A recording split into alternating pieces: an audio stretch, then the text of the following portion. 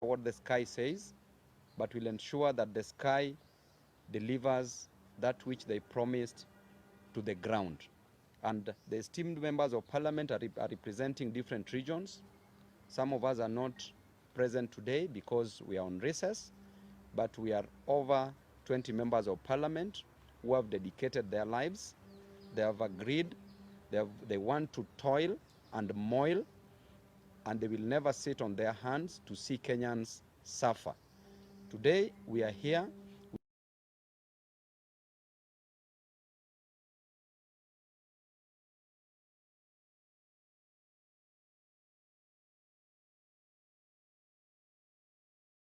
Across the country, representing the interest of the aged also across the country. From the western region, Busia County, Honorable Catherine Omanyo, also representing the interest of Kenyans across this nation. We're also here with Honorable Amo from Starehe, Amos Mwago. Amo ndio best, ukienda huko Starehe hivyo ndio anaitwa, representing constituents from Nairobi County, representing Kenyans from within the nation. And we have a presser. Each member of parliament here will be given an opportunity to speak about issues, the state of the nation, matters affecting Kenyans, the issues of concern. We have a presser that I will read. Then after that, we'll give an opportunity to every member to say a word. Now we have apologies from some members of parliament. Mheshimiwa Kibagendi from Kisii County. We have an apology from Mheshimiwa CNN Charles Nguna, representing the Eastern region. We have an apology from Wanami, all the way from Bumula, Bungoma County. We have an apology from Mheshimiwa Umi. We have an apology from Mheshimiwa Mwenje, Nairobi County. We have an apology from Mheshimiwa Caleb Amisi. We have an apology from Mheshimiwa Kibagendi. We have an apology from Mheshimiwa Basil and other Waheshimiwas, from Mheshimiwa Ledama Olekina, and we also have an apology from Senator Eddie Okech. So we will read this, and we'll also give you a way forward on how we will be working as Team Ground moving forward. Our fellow citizens, let me once more start by expressing my solidarity with the Kenyan youth and families who have lost their lives, sustained injuries, been abducted, or whose loved ones are still missing to date following the protests by the young people of Kenya who have been calling for good governance of their country. We are making this address in response to the many phone calls, text messages, social media uproar, and direct requests to us by distressed Kenyans who feel the political class has abandoned them after the recent constitution of a new cabinet by President Ruto. Number one, after suffering for many years because of bad politics, poor governance, corruption, and incompetence in the management of the affairs of their country, the Gen Zs and millennials of Kenya came out in large numbers to exercise their Article 37 rights to assemble, demonstrate, picket, and petition their leaders. In this bold move, they outlined the issues they wanted the president to address to reduce their suffering and to create opportunities for them. After withdrawing the draconian Finance Bill 2024 and dissolving his incompetent cabinet, President Ruto promised that he would engage in an open national dialogue to listen and get the issue at stake with young Kenyans before forming another cabinet. But in a show of contempt to the young people, we saw the president announce and put in place a new cabinet without any consultation with the Gen Zs and millennials of this country. He has since held no dialogue or any engagement to ascertain the problems that led to the recent protests.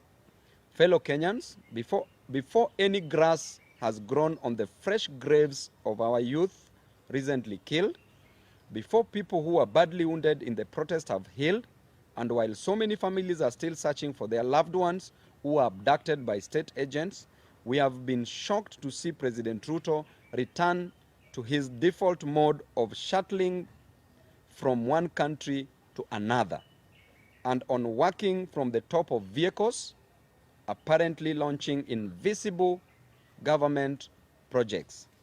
Ladies and gentlemen, we want to send a message to President Ruto in very simple but clear terms, as the Gen Zs and millennials of Kenya have sent us to tell him that the young people of Kenya feel you are showing them contempt by ignoring all their issues and reverting to business as usual mode, while they are hurting from the burdens imposed on them by the failures of your bad policies. The young people are not happy with the fact that you have refused to offer compensation for the families whose loved ones were shot and killed by the police on the instructions of your agents. The young people are unhappy that you have refused to pay for the medical expenses of the people who were wounded by the police. The Gen Zs and millennials of Kenya are unhappy because you have refused to free the youth who were abducted by the police. And you have refused to drop the trumped-up charges against the peaceful demonstrators who went to the streets to ask for good governance of their country. The young people are shocked that you have refused to drop the new funding model of college and university education, which is forcing them to drop out of college. The young people are asking you to show them the practical steps you are taking to create jobs in Kenya to pull them out of this high unemployment. Mr. President, the young people are asking you to take immediate action to lower the high cost of living that is driving them crazy. The young people of Kenya are asking that you show them the reforms you are proposing to address corruption and looting of government resources by people who are under your direct supervision. They are asking that you show them the reforms you are undertaking to improve the competence and quality of your bureaucracy to enable the government to be responsive in service delivery and development. Mr. President, it is a matter of just a few months and another Finance Bill 2025 will be facing Kenyans again. The young people of Kenya are worried that on March 2025 will find them with no change at all, and they will be forced back to the streets to protest poor governance and poor policies and to reject the Finance Bill 2025. As a youthful leader in this country, together with other youthful leaders and other leaders, we want to appeal to you in a special way that you take your time off the top of your vehicles and sit down with your top advisors, including your new cabinet, and review and change the bad policies that your administration unleashed on Kenyans for the last 2 financial years. Kindly consider the welfare of the children of this country. Please engage the youth in this country and show them that you care for them. Take practical steps to demonstrate that you have the interests of the youth of Kenya at heart before you revert to your default mode of stating in public things that you don't mean and you don't intend. Mr. President, walk the talk. Swing, don't sing. As a Christian, we say you do not do what you say in order to restore the vital trust that should exist between the people and their government. We want to remind you of the words of J.F. Kennedy, that those who make peaceful revolutions impossible make violent revolutions inevitable. Do not tempt the young people of Kenya too much. They have given you a break to reassess your priorities and get things right. They are shocked that you can't get anything right. And lastly, I want to say that should you fail to deliver to Kenyans, There's only one person that I know that will be easily defeated in 2027. Defeating you, Mr. Ruto, in 2027 will be easier than reciting vowels. Any living thing that is capable of locomoting or moving from one place to the other will defeat you in 2027. Even if you take a goat and dress the goat and put it on the ballot, will defeat you in 2027. Thank you and God bless you. Let me take this opportunity to give Mheshimiwa Mudhoni. Sorry, Gadoni, I'm used to my wife's name. She's called Mudhoni. Gadoni Wamuchomba to address you. I'm happy to hear I'm in good books. I'm in good books in your house. You're in my heart. The next preference. Thank you very much, my colleague and friend, Honorable Babu Owino. Mine is to just add weight to what statement we have issued as Team Ground. And I want to be a little bit more assertive on matters live.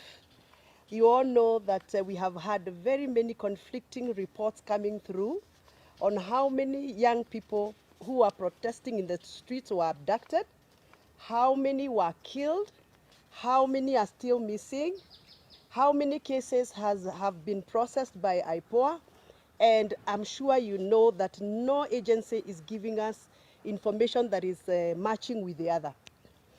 We have had engagement with Kenya National Commission on Human Rights, and we have their report here. And the report that this agency is giving us is that they have registered 61 people, young people who protested and died. And their bodies have been located in many mortuaries in this country, ranging from Narok, Nakuru, City Mortuary, Nairobi, Kakamega, Eldoret, Isebania, Thika, Nanyuki, Eldoret, Kapsabet, Rongo, Kasarani, Embu, Homa Bay, Kisumu, Nyeri PGH, Nyahururu Hospital, Bungoma County Hospital, Kakamega Hospital, Kitengela, Kenyatta National Hospital Mortuary, and Mulolongo, and Kiambu Uplands Funeral Home. Now, according to Kenya National Commission on Human Rights, these people died out of excesses of the Kenyan Police Service. The IPOA, the statutory body that is supposed to be oversighting the activities of the Kenya National Police Service, have indicated that they have picked up their own investigations. And according to them, they only have registered 50 people who died, not 61 that we have received from Kenya National Commission on Human Rights. And out of the 50 cases IPOA has registered, they have also registered 19 people who are abducted or reported abducted and missing. But out of all those cases, IPOA has only been able to process 4 files and submitted those files to the DPP. Out of the 4 files, 3 were returned to them because they were not done properly and there was no evidence. They have only been able to successfully submit 1 file. Now, this is my concern and our concern as parents, and I'm sure this is a concern even for many parents who are following us. It cannot be that a country that is governed by the rule of law, over 61 people dead, and only 1 case can be accounted for. Yet we have seen 2 foreigners missing somewhere in the boundaries between Kenya and Ethiopia. And we have seen the IG and the acting IG and the DCI personally go to that area to locate 2 foreigners who are apparently missing. But we cannot locate the 19 cases IPOA has registered as abducted cases. Does it mean that foreigners are more important than Kenyans? Are we still being governed by the rule of law? Are we still following the fundamentals of human rights protection as enshrined by the Kenyan Constitution? So for me as a mother, representing many mothers and many fathers of this country, we want to echo our complaint, our dissatisfaction with the processes that the government of Kenya has put in place to provide accountability for the protesters who were abducted and those that were killed. The president is on record saying that his government is going to come up with a program for compensation, to compensate the families that lost their loved ones, to compensate the families of those that have patients in the wards and some patients at home. And we have not seen any effort by the government to even come out and tell us, now that this has happened and 2 months are gone, this is what we are going to do as a government. So we want to call upon the new Minister of Health, who has just been sworn in. We want to call upon the Ministry of Interior, now that we have the cabinet minister already approved and vetted and sworn in. You must come out and tell Kenyans how you are going to start off the process of compensation, taking care of those that are still in hospitals, and making sure that their rights are not violated and their dignity has been upheld. On matters to do with education, funding for universities and colleges, as a member of parliament, I have received a lot of messages from the young people. They feel like the government of Kenya has abandoned the young people. There is no straight communication coming from the government on how the new funding model is going to salvage the lives of so many young people who are stranded in homes, expected to report to colleges and universities. We are requesting the government to come out very clearly and give out a clear guideline. We are only seeing some letters flying in the social media, but nobody is doing a presser like this to address this issue and explain to the young people. You cannot treat young people like they are second-class citizens of this country. This is the future of this country, and you are no longer going to assume the young people of Kenya the way we have done. So we are requesting and demanding, let us demand because I think it's our right, that the minister in charge of education must come out very, very boldly and tell us the way forward on matters to do university, funding, and colleges, and assure those students that are still at home that there is hope for them to resume school and there is hope for them to progress with their careers. Thank you very much.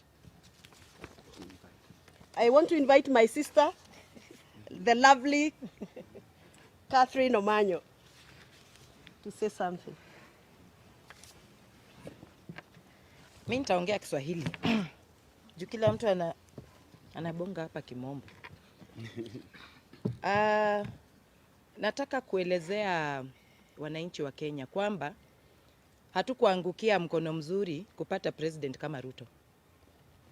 Hapa awali amekuwa busy anarandaranda Tokyo, Japan, sijui Japan ndio wapi, Tokyo ni wapi. Kila saa ako kwa hewa. I think hiyo ndio adventure anapenda, hobby. Ilikuwa inaitwa hobby tukisoma at what are your hobbies. Because saa hii namuona tu juu ya maprado kila saa akirandaranda. Vitu serious zikitendeka simuoni akienda huko. You can see where his heart is. Kujionesha ma PR mingi. Briefcase projects ndio anasema ame-launch. Lakini kitu yenye napeana impact kwa mwananchi wa Kenya aseme walai tuko na president na nusu, hakuna. Juzi toi hapa imeungua, hakushughulika. Hata kusema tu poleni, nothing. Hata huko Kware mili zinachomolewa kule. Kitu yenye hata singeangalia na macho na nyamaza na lilia kwa moyo nikisema what is this really in Kenya, ama ninasoma tu vitu kwa newspapers. Hakushughulika. Lakini akisikia kadili utamuona kwa jet ya 200 million yenye tungejenga ka industry hata kule kwetu huko na Mbale ya Jinari. Tuna very good weather ya kupanda cotton. Lakini trips zake tu moja pekee inaweza jenga Jinari. Na angeamua every 6 months kajinari kamewekwa mahali. The 47 counties sasa tungekuwa na vitu zinaandika our young people. But hiyo hana, kichwa ngumu, kiburi, majivuno. Ni vizuri majenzi wameshekesheke watu hapo, tunaona at least siku hizi wameanza kutuangalia kama watu na uoga fulani. But mtu ujificha tu temporarily. Character real tulishaiona ilitoka. So ni jukumu letu sisi wenye tuko kivyetu, wenye walielektiwa, wenye pia walitu elect, kuhakikisha that we do not even one moment get duped, because that is how we get duped, that now things are working and then before you know it you're dumped. Just like a sly man, he can tell you are the only fish in Lake Victoria. If you are a fool, you'll believe. So this is Ruto. We are not going to listen to the narratives again, and we will not relent. I'm so happy that as you listen, even in the corridors, in parliament, how people, the real them, when they talk, that president is on his own. Even people who are getting there, that they are going to help, they know very well that that ship is sinking. And even if they are patriots, they will try to help him swim out. But it is a tall order. Reality is, hata watoto wetu ya university wenye wanatakana kwenda university wenye wamesema hakuna haja, watadifaa, wataruka, and then waone vile in future kutakuwa. You know, why postpone a life? We live today. Tuachane na hiyo vitu at new model, tutaki kizungu mingi. Hiyo help ilikuwa inasaidia. Mtu kama mimi, I didn't have a daddy, I didn't have a godfather, but things kama help hizo zilikam through. Sahi naweza jidai hata mimi nilifika university nilisoma because of that. So if it worked, what has happened for them to start now saying no, we need a new model? No. Hao watu ni masonko, wana anything, wanaweza hata leta lecturers kwa their rooms, bedrooms, kufundishia watoto wao kwa pilo. But wale hawana hiyo, tuachiwe hiyo old model ya help. Mtoto aende shule, alafu help ita come through, alafu kuna vile tu life ukuja, vitu zinaingiana. So tutaki everything new, mara CBC, mara nini, everything new, ma belts, ma jackets, za crocodile. We are not interested. Sisi tunataka kitu yenye mwanafunzi, mwananchi, akuwe Wanjiku, akuwe ule wataita wapi, at least in a day, basic needs anaweza afford. Hawataki ati kuishi paka pia wakuwe na majets. But two basic needs, if somebody today cannot afford, then why are you proud to be a president? At least if he's not listening, mimi nimemwambia muende mumtumie TikTok, muweke kwa space, wherever it is, that we are not going to sit back and look at him with his new narratives every day. Thank you. Invite Mheshimiwa na invite last born hapa, Mheshimiwa Mwago. Mtu ako farm, hataki kujua. Nairobi solid. Okay, thank you so much, members of the fourth estate. I stand with Team Ground in denouncing the activities of the president and how he's tried to address the challenges that were raised by the Generation Z and the millennials and generally the people of Kenya. I don't understand why he got his wisdom from by bringing us a political solution to an economic problem and a social and injustice problem. The Gen Zs were not on the streets to have a new cabinet or a new set of cabinet CSS. The Gen Zs put out their issues clearly, but he failed by a mile, he missed by a mile by what he provided as a solution. We want to tell him, as the young people of this country, as a young leader, I'm a leader who came to parliament to bring change to this country. I didn't come to be bribed or to get money or to solicit money from this government. I came so that we can have a future for the young people of this nation, for this country to have systems that will work, for this country to address the issues of corruption that's so rampant in this government, for this country to have a social justice system that will work. You can see by his activities the neglect that he had on the Article 37 of the Constitution, the brutality and excessive use of force on protesters. Yet we say we have a constitution that we respect, that clearly outlines Article 37 as the guiding principle on how people should address the government, how people should protest against, how the people should talk to the government. But we saw what happened. It really defeats me to imagine that this country lost value for life. We are talking about more than 50 people who have been killed, who lost their lives, and we are treating this casually, like nothing happened.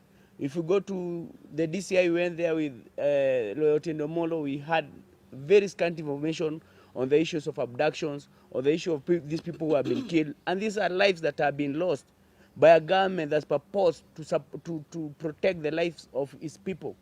We've seen a lot of property that was lost. Some houses were burnt even in town, but the government has not addressed that. They have swept that under the carpet, and they expect us to just let them be and this to go on.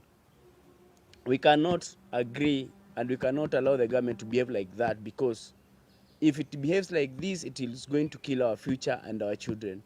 The Gen Zs have come out clearly and they have outlined their problems. We are asking the government of the day, come out and tell us what measures are you putting in place to address the issue of unemployment.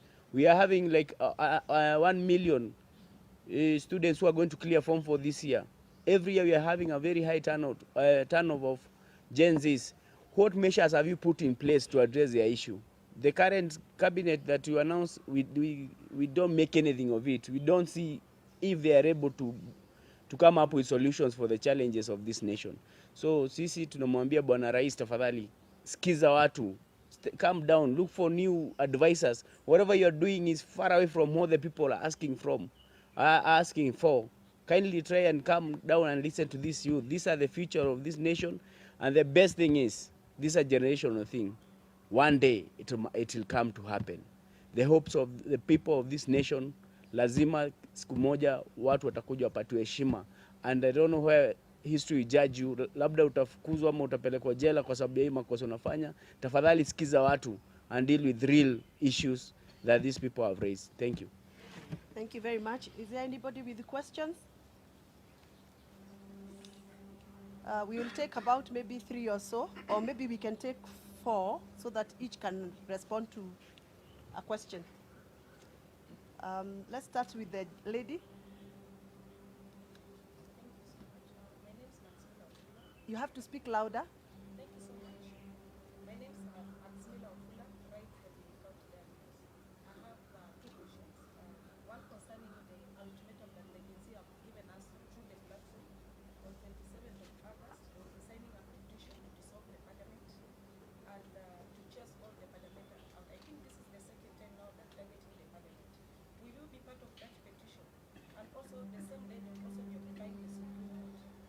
Will you be part of the same of that petition also occupying the Supreme Court prosecuting law? Then secondly, from the interview of Omanyo to the Citizen, he said there will be no 2027 election. Election will be before that. What's your point? Okay. Next question. I'm sure you're noting that. Yeah. Her name? Wafula. Wafula. Maxima. Wafula. Then we'll go to you. Eric Owenga from Citizen Radio. Eric. Since the broad-based government that was formed has killed the magnitude and the vigor of the protest, I don't know, as young parliamentarians, what do you have in place as the alternative to tackle or to push harder the government in your 3 months? Okay. Thank you, Eric. The one in glasses. Thank you. Yeah. Edwin from Daily Monitor. I have 2 questions. It's clear that you obviously do not seem to stand with the cabinet secretaries, some of whom are in parties that like ODM, which a person like Babu was in support of. So your message to these cabinet secretaries, do you support them joining the administration, and what remedy do you think? You have made it clear that you don't think they will be of any help to this administration. So what advice do you give them, if at all they have joined a sinking ship? And the second question is pointing at something to do with the Wanjigi story that was mentioned here.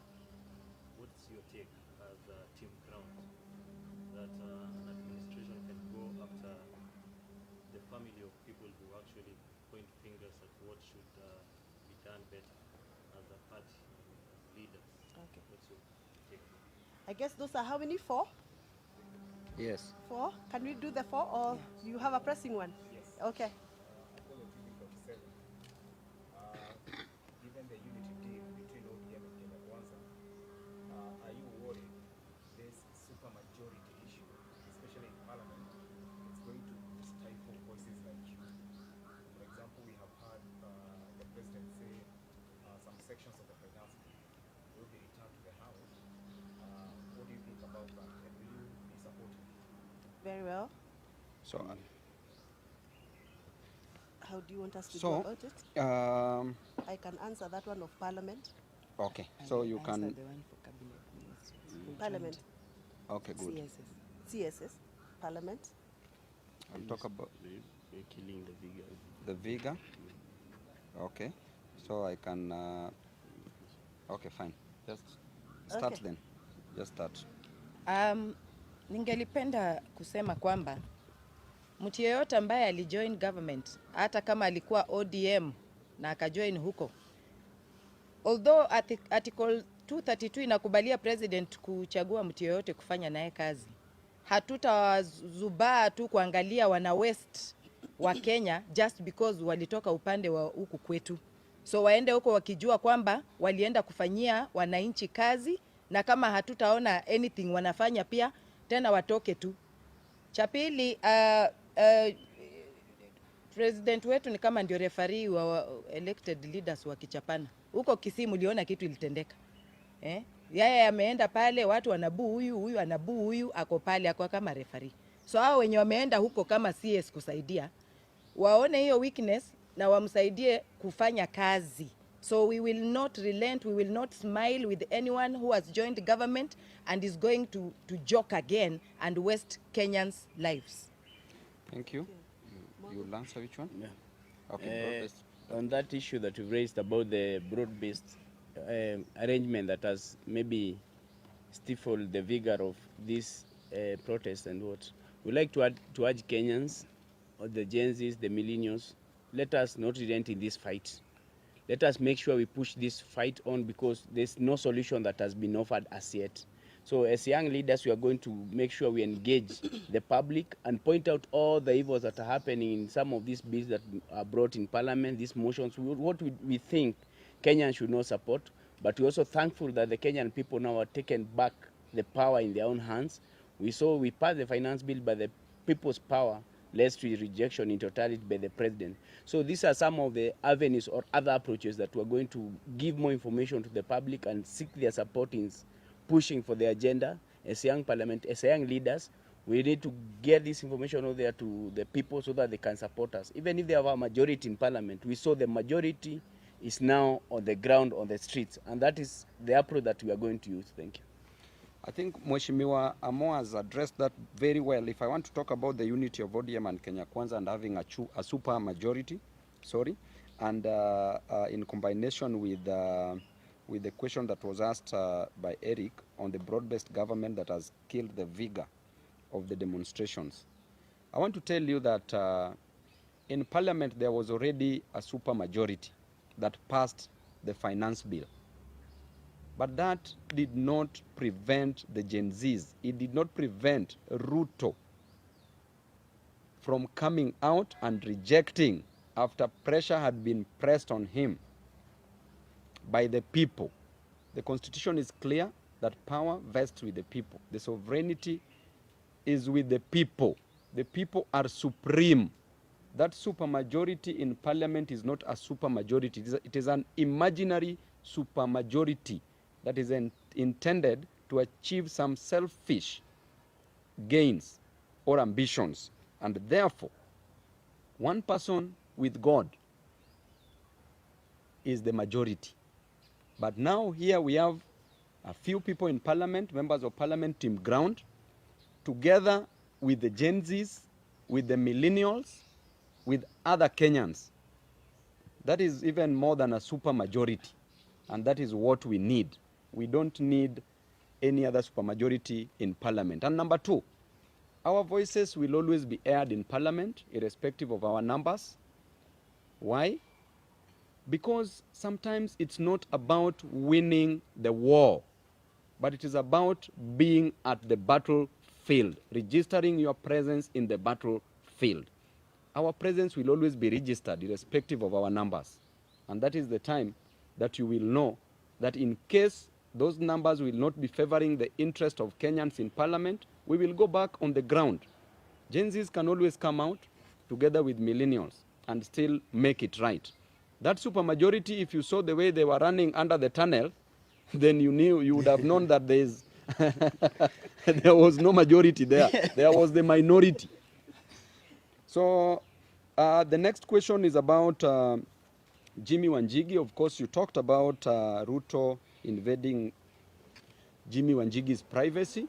I want to just quote Ruto when he used to say, to paraphrase, he used to ask the former President Uhuru Kenyatta to spare his family, not to kill his children, to spare his children and his family.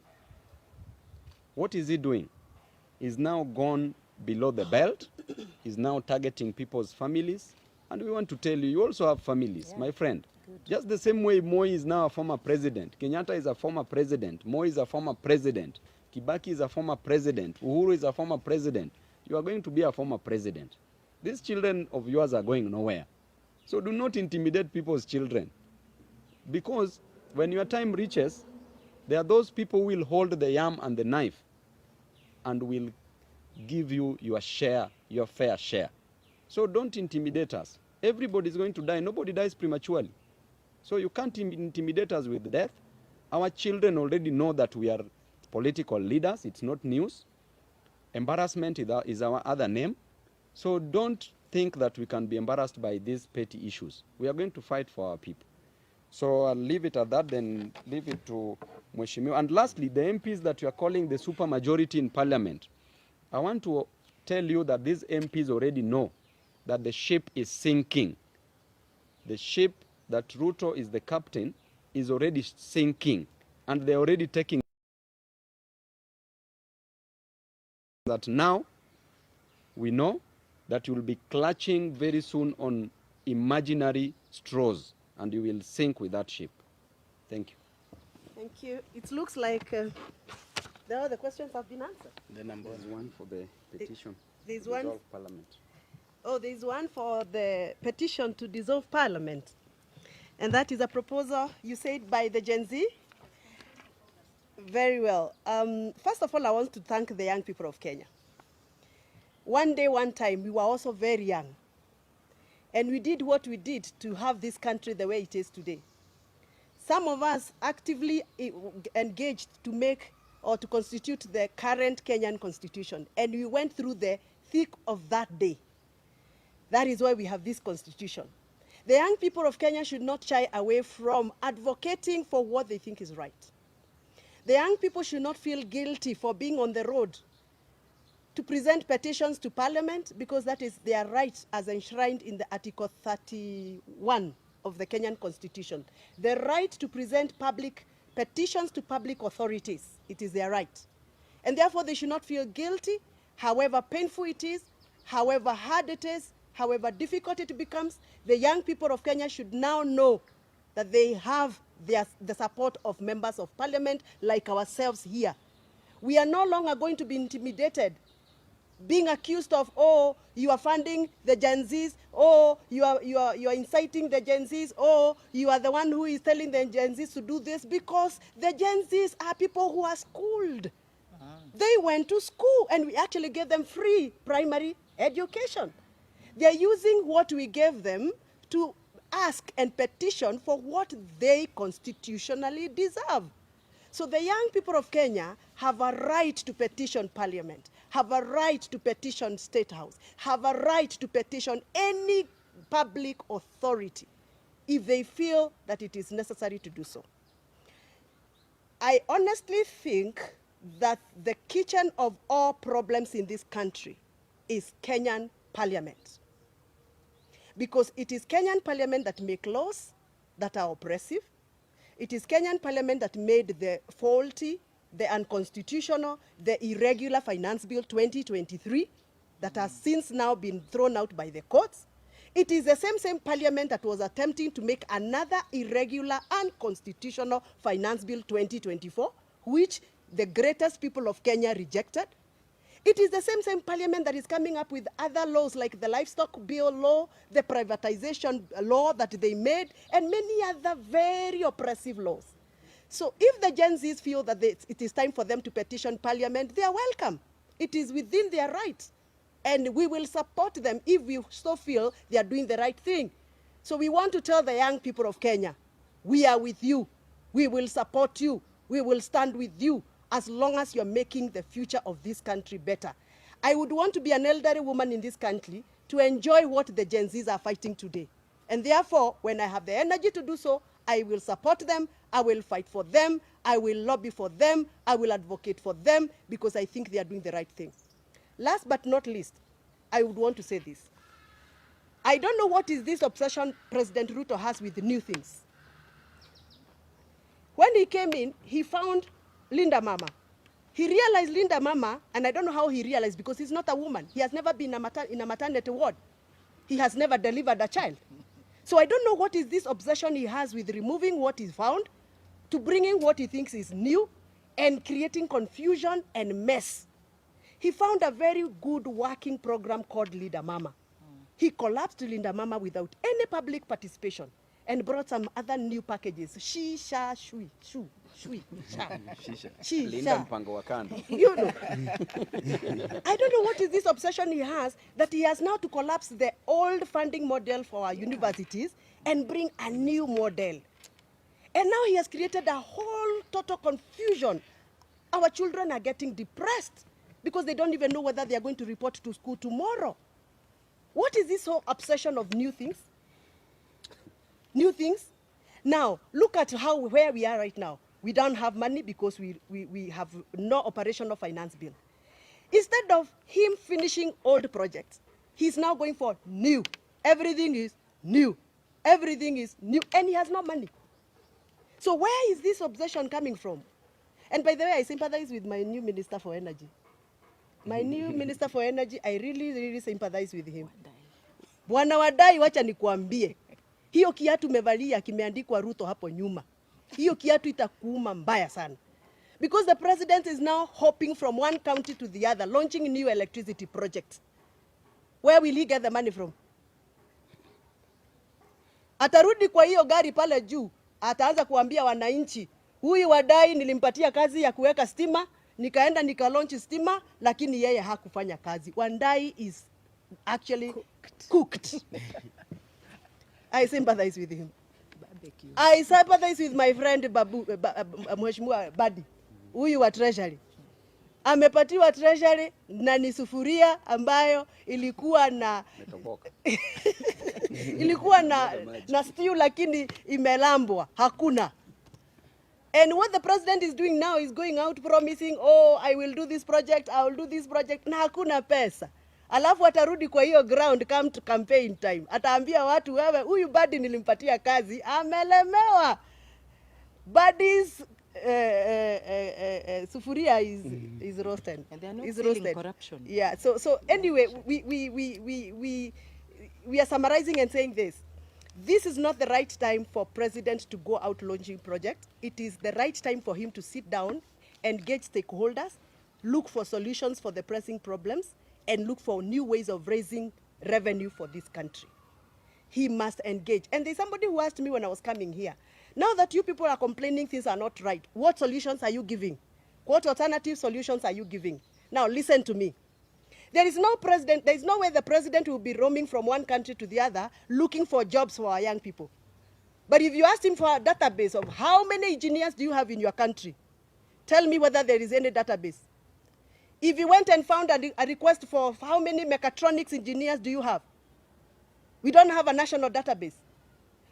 What we want as representative for young people is this. The government must put effort to come up with a national database of unemployed young people of this country, county by county. We must be able to know how many teachers are unemployed from the young people, how many doctors are unemployed, how many engineers, how many lawyers. All that database need to be put in place so that when we are speaking from a point of information. When he's going to negotiate country by country, he has a database. And that is what he should be running with MPs to actually help him to create a national database for the job gap. Number two, we have what we call National Employment Authority. That is an agency that is created by the government under the Ministry of Labor that has failed this country. We need to start thinking of how we can revamp the National Employment Authority so that we can provide a better way of preparing the jobless young people into assimilation into the jobs. How do we do that?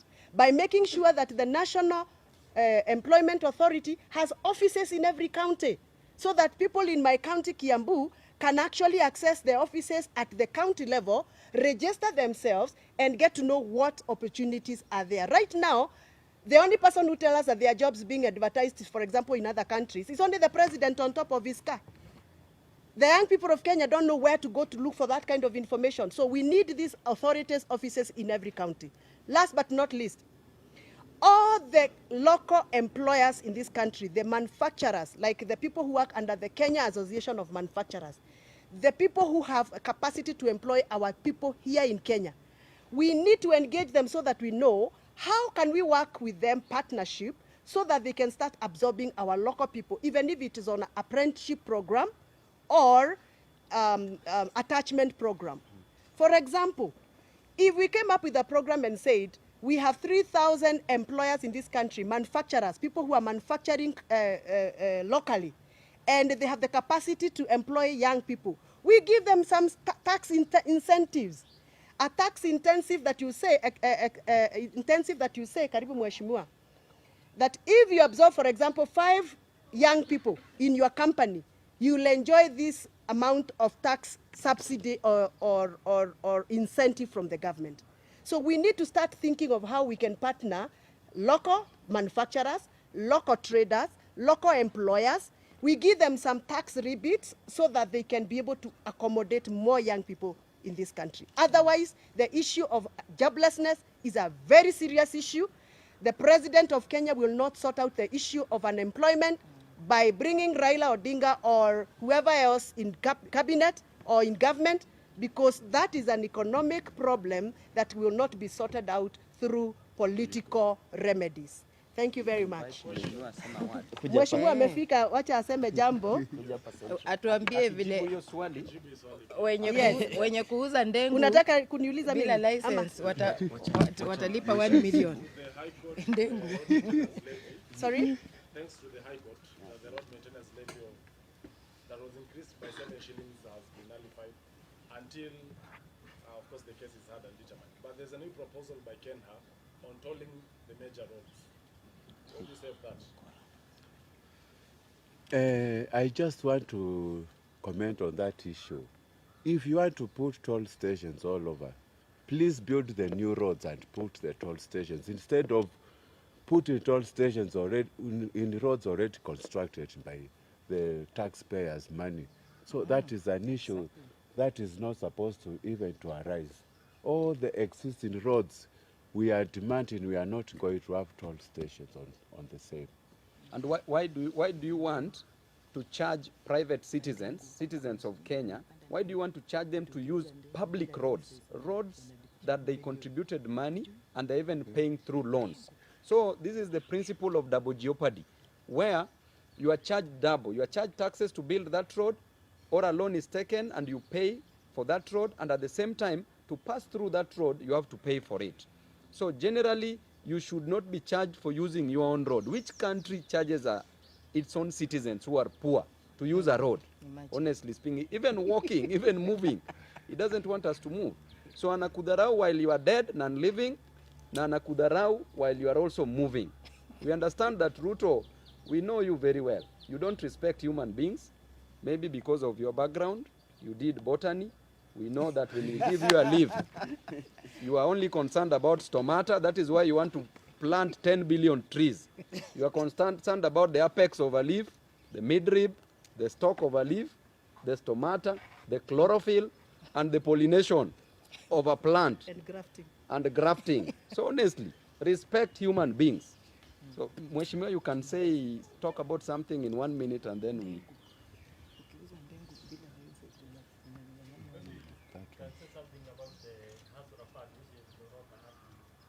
Does it still exist? Still there? Actually, as a member of Special Funds Committee, we are out in the audit report for this financial year to see how Hustler Fund has really performed. But based on, as an economist and also an auditor, in terms of accounting, I can tell you we are going to have an adverse opinion on that fund, because even the modality, the board was not there when it was starting, the fund was unconstitutional, There's nothing much actually to comment on the same, but I thank the Kenyans who took the money. And by the way, on that note, like I was talking about the newness of things, I don't know what is this issue that President of Kenya has with women of Kenya. I really don't know what the president has with the women of Kenya. I don't know why and what justification he would ever give to the women of Kenya. First of all, for touching on Leader Mama and collapsing it, and then touching on the Women Enterprise Fund. Right now, as we speak, the Women Enterprise Fund is at zero kitty. All the money that was put there in the last year's budget, it was all removed. So the women of Kenya have nothing else other than to dance in the yellow clothing during campaigns. But after campaigns, everything that the women of Kenya had in this government has been scrapped off. And that is why, personally as a woman, I'm a very, very vibrant advocate of women issues. I feel like Kenya Kwanza government has zero chills for Kenyan women. Yes. Na tuna reject. I think we are okay. Tunashukuru sana for your time. CNN soldier. Hey, CNN, finally you're here. This is mine. I never thought